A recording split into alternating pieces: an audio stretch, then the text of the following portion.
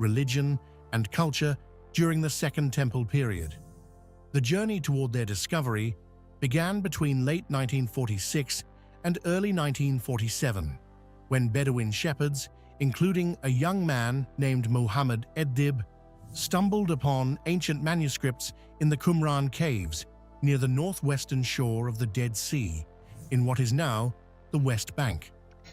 The story goes that Muhammad and his cousins were tending their flocks when they noticed a cave opening. Curiosity led them to throw a stone inside, and to their surprise, they heard something break. Upon entering the cave, they found large clay jars, some holding leather and papyrus scrolls. Initially, the shepherds did not realize the significance of their find. They took the scrolls back to John C. Trevor of the American Schools of Oriental Research. In early 1947, Trevor compared the script on the scrolls to the Nash papyrus, confirming their antiquity and significance. As the geopolitical climate in the region grew tense due to the 1948 Arab-Israeli War, efforts were made to safeguard the scrolls, some of which were moved to Beirut for protection. The initial discovery led to more systematic searches, which uncovered hundreds of scrolls in 11 caves around Qumran.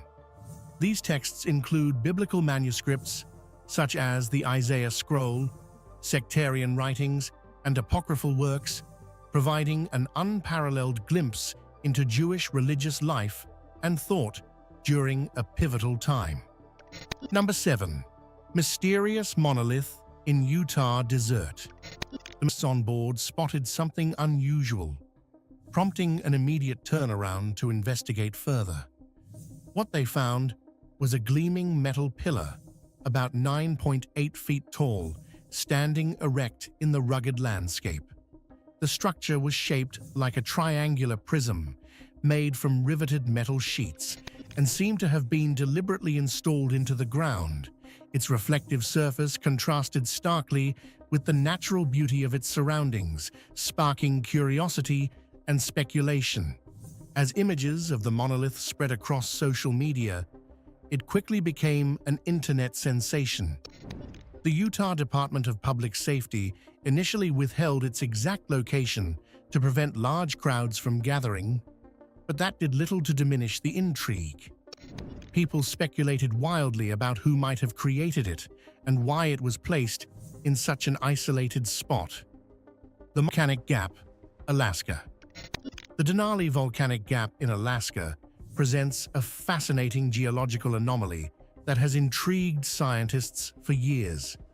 Situated in one of the most seismically active regions of the United States, the Denali area is notably devoid of volcanic activity, a curious absence considering its geological setting. This gap, flanked by volcanic ranges to the east and west, has long puzzled geologists who expected volcanic formations given the region's intense tectonic activity. In 2018, a significant 7.1 magnitude earthquake shook Anchorage, prompting researchers to delve deeper into the seismic data of the area.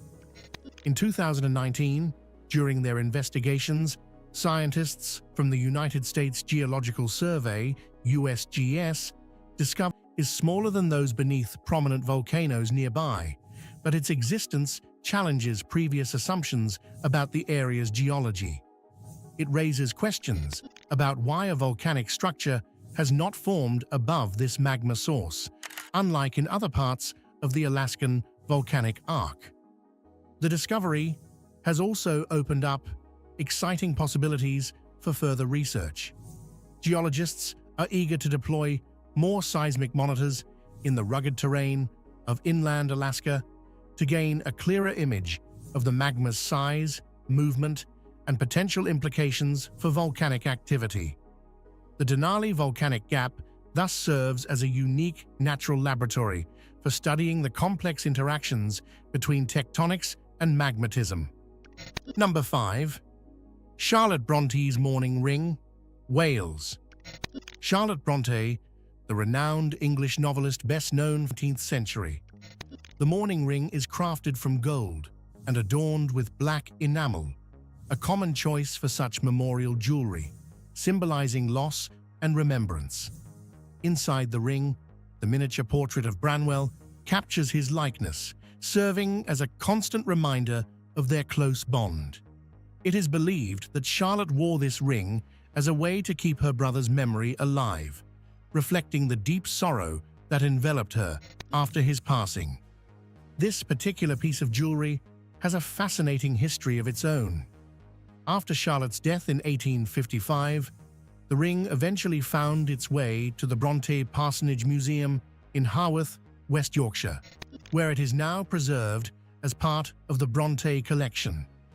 The museum, dedicated to the lives and works of the Bronte sisters, offers fans and scholars a chance to view Mexico. In 2019, archaeologists made an astonishing discovery in Tultepec, a town located just north of Mexico City. They uncovered the remains of a mammoth that lived approximately 14,000 years ago. This finding is significant as it provides vital insights into the prehistoric fauna of North America and the early human inhabitants of the region. The excavation began when construction workers were digging a trench for a new drainage system. They stumbled upon large bones, sparking the interest of the National Institute of Anthropology and History, INAH, in Mexico. Upon further investigation, archaeologists confirmed that these bones belonged to a mammoth, specifically a species known as Mammuthus columbi, or the Columbian mammoth. The remains included a variety of bones, such as femurs, vertebrae, and ribs, where mammoths roamed the landscape among other large animals. These findings also raise intriguing questions about the interaction between humans and these massive creatures. It is believed that early humans hunted mammoths for food, using their bones and skins for tools and shelter. Number 3. 1,000-year-old Crusader sword, Israel. In 2020, archaeologists made a remarkable discovery in the ancient city of Caesarea, Israel, unearthing a sword believed to be over 1,000 years old, dating back to the time of the Crusades. This region was a significant battleground during the Crusader period, which lasted from the late 11th century to the late 13th century, and the sword offers a fascinating glimpse into this tumultuous era of history. The sword was found during ongoing excavation swords used by knights during the Crusades. The sword's discovery excited historians and archaeologists alike, as it helps to illustrate the martial culture of the time. The craftsmanship of the sword reflects the high-quality metalworking skills of the period, showcasing both functional design and artistry. The sword is believed to have belonged to a Crusader knight, and it evokes the images of battles fought over control of the Holy Land.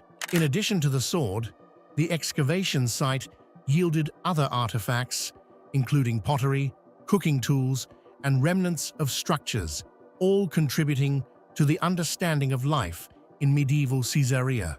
This area was a melting pot of cultures where Crusaders, Muslims, and local inhabitants interacted, and the findings help paint a broader picture of the social dynamics of the time.